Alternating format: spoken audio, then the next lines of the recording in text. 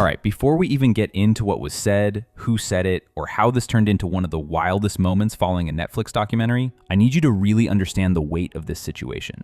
Because this wasn't just some random internet argument. This was a moment that combined legacy, family, pride, old rivalries, and modern social media all colliding at once. When Sean Combs' The Reckoning dropped on Netflix, it instantly became more than just a documentary. It became a cultural event. Everybody was talking about it. Hip-hop fans, celebrities, journalists, podcasters, even people who don't normally follow rap history were tuning in. And a huge reason for that was one name, 50 Cent. The second people realized 50 was involved in producing this documentary, the tone shifted. Because whether you love him or hate him, 50 Cent doesn't do neutral, he doesn't do safe, and he definitely doesn't do accidental. There's a long, complicated history between 50 Cent and Diddy. Not loud beef like diss tracks every week, but tension that's been simmering for years. Jokes that weren't really jokes. Interviews that sounded polite on the surface, but had sharp edges underneath. Moments where you could tell there was unresolved friction. So when this documentary dropped, people weren't just watching it as content, they were watching it as a statement, and that's why the reactions were so intense. At first, it was just commentary.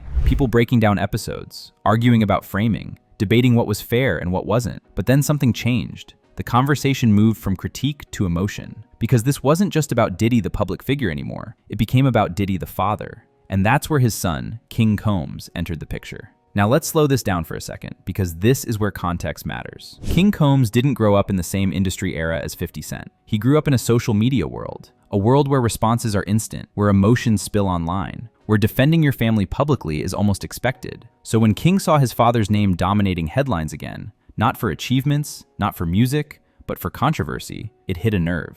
And instead of letting it play out quietly, he responded publicly. In a tweet that would later be deleted but never forgotten, King Combs directly addressed 50 Cent. The language was raw, emotional, heated. He said that if he ever saw 50, he'd slap him. Now let's be very clear. This wasn't a physical confrontation. This wasn't a real-world altercation. It was a verbal threat made online, and that distinction matters for understanding what happened next. But even as a post, it landed like a bomb, because suddenly, this wasn't just 50 Cent versus Diddy in the abstract. This was Diddy's son stepping into the spotlight, taking on one of the most battle-tested figures in hip-hop in public. Screenshots spread instantly. Blogs picked it up. Radio stations talked about it. Fans argued non-stop. Some people understood King's emotion. Others thought it was reckless, but nobody ignored it. And that's when 50 Cent responded. And if you followed 50's career at all, you already know he wasn't going to respond with fear or anger. He responded with humor, mockery, dismissal. 50 took the wind out of the moment by refusing to treat it seriously. He joked about King Combs needing to close his mouth in photos, and followed it up by listing his own accomplishments, a subtle way of saying, "You're not on my level." That response did two things at once. First,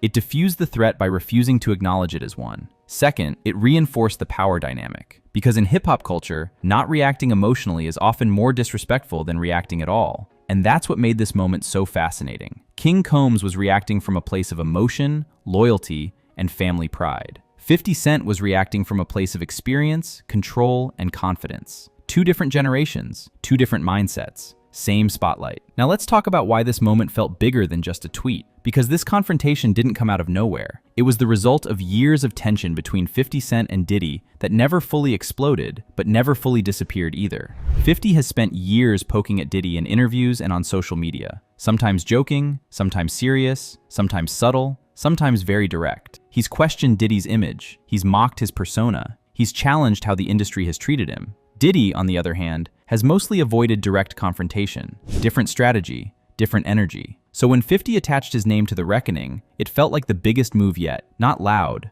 not flashy, but calculated. A documentary doesn't yell, it presents. And presentation can be more damaging than accusations. That's why this documentary hits so hard. And that's why King Combs reacted the way he did. Because from his perspective, this wasn't criticism. It was an attack on legacy. Now here's something that doesn't get talked about enough. Diddy's children are growing up in an era where their father's past is constantly being re-examined. Clips resurface, old interviews get replayed, narratives get rewritten. That's heavy. And when the person producing that re-examination is someone who has openly disliked your father for years, it feels personal, even if it's framed as journalism or storytelling. So King's reaction, while controversial, makes sense emotionally. But here's where things get even more interesting. King wasn't the only one reacting. Diddy's daughters responded in a completely different way. Instead of confrontation, they chose calm. They posted messages about ignoring hate, staying focused, and pushing forward. That contrast matters because it shows how different people handle pressure differently, even within the same family. Some fight, some reflect, some stay silent. And all of that was triggered by a documentary. Now let's talk about the bigger picture. This moment wasn't just about King Combs versus 50 Cent. It was about how powerful storytelling can be. One series managed to pull family members into public discourse, reignite old rivalries, and reopen conversations people thought were done. That's impact, and 50 knows it. After the exchange, 50 didn't back down. He didn't apologize. He didn't soften his stance. He continued doing interviews, explaining that there was more material, more footage, and more conversations that didn't even make it into the final cut. That's what keeps this story alive. Because now people aren't just debating what was shown, they're debating what wasn't. And uncertainty creates tension. Fans are asking, what else exists? What didn't Netflix show? Why were certain angles avoided? And every time 50 hints at more, the pressure builds. Which brings us to the real reason this confrontation matters. It shows that the reckoning didn't just document history, it created new history, a new chapter, a moment where the next generation stepped into an old feud without fully realizing how deep it runs. Because 50 Cent isn't new to this. He's survived beefs that ended careers. He's navigated situations way more dangerous than tweets. King Combs, on the other hand, is navigating something different, defending his family's name in a digital world where everything is public and permanent. And that clash of experience is what made this moment so compelling. Now let's be honest, this isn't an ongoing war. There hasn't been escalation beyond words, no physical confrontations, no continued threats. Most coverage frames this as a brief but intense flashpoint. But symbolic moments matter, because this moment showed just how close this documentary hit to home. It showed that 50's project wasn't just entertainment, it was disruptive. And disruption always creates reaction. So where does this leave us? It leaves us with a documentary that didn't just tell a story, it reopened conversations that were never fully settled. It leaves us with a feud that's no longer just between two industry giants, but one that now touches family, legacy, and the next generation. And it leaves us watching closely. Because if the reckoning sparked this much reaction, imagine what happens if more footage ever surfaces. Imagine what happens if the conversation continues to evolve. This story isn't done, it's unfolding,